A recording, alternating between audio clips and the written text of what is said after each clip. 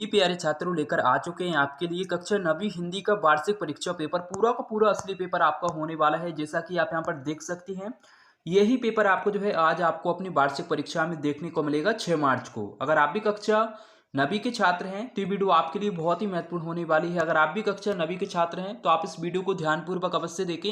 आप यहाँ पर देख सकते हैं कक्षा 9वीं वार्षिक परीक्षा पेपर 2025-26 विषय आपका जो है हिंदी होने वाला है और आपका जो विषय कोड रहेगा वो आपका 401 रहने वाला है।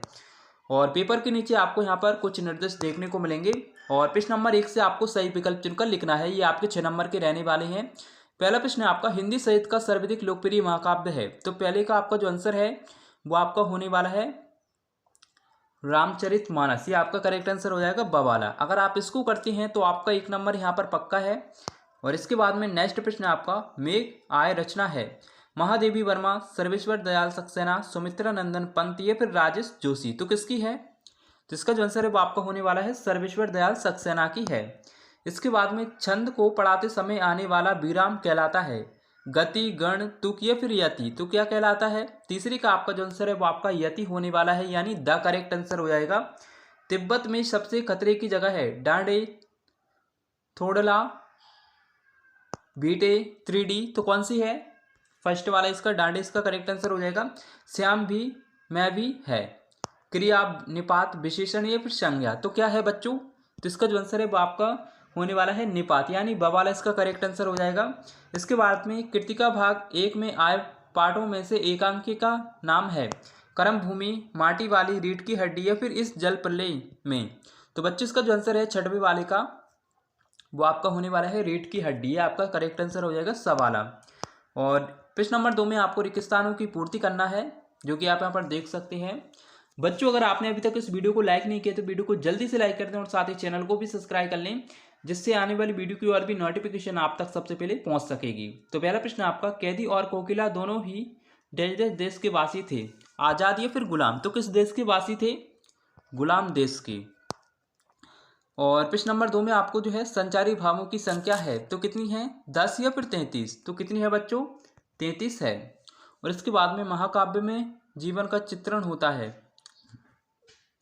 तो इसका जो आंसर है वो आपका संपूर्ण होने वाला है। और इसके बाद में 14 प्रश्न आपसे पूछा गया है, लेखिका महादेवी वर्मा के बाबा फारसी और डैश भाषा के जानकार थे, अंग्रेजी या फिर उर्दू। तो कौन सी भाषा के जानकार थे? उर्दू भाषा के जानकार थे।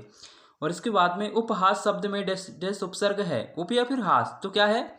उप इसका करेक्ट आंसर हो जाएगा। इसके बाद में 6वां प्रश्न आपसे पूछा गया है, उर्दू के तालीम शब्द का अर्थ डैश डैश होता है, विज्ञान या फिर शिक्षा। तो क्या होता है? शिक्षा। और इसके बाद में आप यहाँ पर देख सकते हैं प्रश्न नंबर 3 में आपको जो है सत्य सत्य चुनकर बताना है। ये आपके 6 नंबर के रहने वाले हैं। ईश्वर काबा कैलाश में मिल सकता है। तो पहला आपका सत्य हो जाएगा। और दूसरा प्रश्न है आपका, संकट सागर में रूपक अलंकार है। ये आपका बिल्कुल करेक्ट आंसर हो जाएगा, यानी सही हो जाएगा। और इसके बाद में लड़की की माँ मर चुकी थी, ये भी आपका सत्य है। और इसके बाद में 14 प्रश्न आपका, सलीम अली को उम्र की सती तक पहुंचाने में थोड़े ही दिन बचे थे। तो चौथा आपका जो है सत्य हो जाएगा। और 5 प्रश्न आपका, उत्थान का विलोम उन्नति है। इसका आंसर आपको कमेंट करके बताना है, जिससे ये भी पता चलेगा कि आपने हिंदी के पेपर की कितनी तैयारी कर रखी है। इसके बाद में प्रश्न नंबर 4 में आपको राम स्वरूप दकियानुखी ख्यालात के थे, तो ये आपका असत्य हो जाएगा। और इसके बाद में प्रश्न नंबर 4 में आपको सही जोड़ी का मिलान करके लिखना है, जो कि आप यहाँ पर देख सकते हैं। और जल्दी से स्क्रीनशॉट ले लीजिए क्योंकि समय बहुत ही कम है। और प्रश्न नंबर 5 में आपको एक शब्द एक वाक्य में उत्तर देना है। पहला है, कवित्री लक्का का घर जाने की चाह से क्या तात्पर्य है। तो बच्चों इसका जो करेक्ट आंसर होने वाला है वो आपका होने वाला है, इस नश्वर संसार और भाव सागर से मुक्ति पाकर परमात्मा से मिलने मोक्ष की तीव्र इच्छा है। और दूसरा प्रश्न है आपका, मेघ आय वन ठन के पंक्ति में कौन सा अलंकार है। तो बच्चों कौन सा अलंकार है? तो इसका जो आंसर है वो आपका होने वाला है मानवीकरण अलंकार है। और इसके बाद में तीसरा प्रश्न आपका, साहित्यिक पुरखे किसे कहा गया है। तो किसे कहा गया है? तो इसका जो आंसर है वो आपका होने वाला है मुंशी प्रेमचंद्र जी को कहा गया है। और चौथा प्रश्न आपसे पूछा गया है, लोक में प्रचलित उक्ति क्या कहलाती है। तो क्या कहलाती है? लोकोक्ति, लोकोक्ति कहलाती है।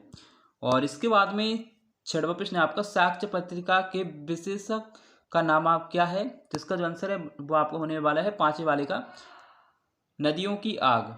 और 6वां प्रश्न आपका, लेखिका मृदुला गर्ग की परदादी ने मंदिर में जाकर क्या मन्नत मांगी थी? तो क्या मांगी थी? उनकी पोतू, पोतू यानी पोता की बहू की पहली संतान लड़की हो, ये मन्नत मांगी थी। और आप यहाँ पर देख सकते हैं प्रश्न क्रमांक 6 से लेकर प्रश्न क्रमांक 16 तक आपसे 2-2 नंबर के प्रश्न यहाँ पर पूछे जाने वाले हैं। और जल्दी से स्क्रीनशॉट ले लीजिए बच्चों, क्योंकि समय बहुत ही कम है। अगर आपको वीडियो पसंद आए तो वीडियो को लाइक अवश्य करें और साथ ही चैनल को भी सब्सक्राइब करें। और मैं आशा करता हूँ कि आपको वीडियो पसंद आई होगी। मिलते हैं एक और ऐसी इंटरेस्टिंग वीडियो के साथ। थैंक्स फॉर वॉचिंग, धन्यवाद।